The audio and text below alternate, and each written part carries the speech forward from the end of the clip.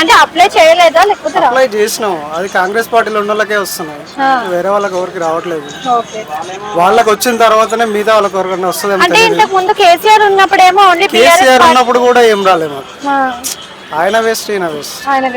మరి ఆయన చేసింది ఏం లేదు, ఈయన చేసింది ఏం లేదు. ఏ పార్టీ వస్తే ఏది మంచిగా జరిగేది? పార్టీ అంటే ప్రజల కోసం పనిచేసే పార్టీ ఉంటే బెటర్ అని నా ఫీలింగ్. ఓకే, అంటే ఇప్పుడు ప్రజల్లో మార్పు రావాలంటారా లేకపోతే పార్టీలలో అంటే నాయకుల్లో మార్పు రావాలా? ప్రజల్లో మార్పు రావాలి,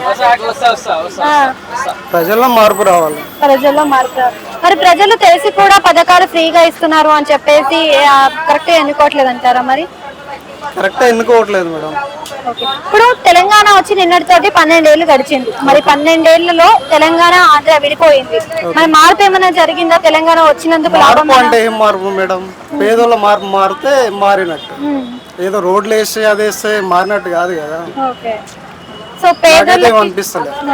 కేసీఆర్ ఉన్నప్పుడు కొన్ని పథకాలు ఇచ్చారు. కొన్ని పథకాలు అంటే ఏం పథకాలు మేడం? రైతు బంధు మాకు అసలు భూమి లేదు, రైతు బంధు లేదు, డబుల్ బెడ్రూమ్స్ కూడా ఇచ్చారు, అది లేదు.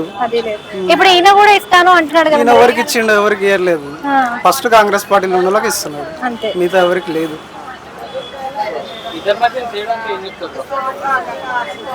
ఇద్దరి మధ్య పెద్ద తేడా ఏం అనిపించట్లేదు, ఎందుకంటే మనకి ఏం పథకాలు రాలేదు కాబట్టి పెద్ద తేడా అనిపించట్లేదు.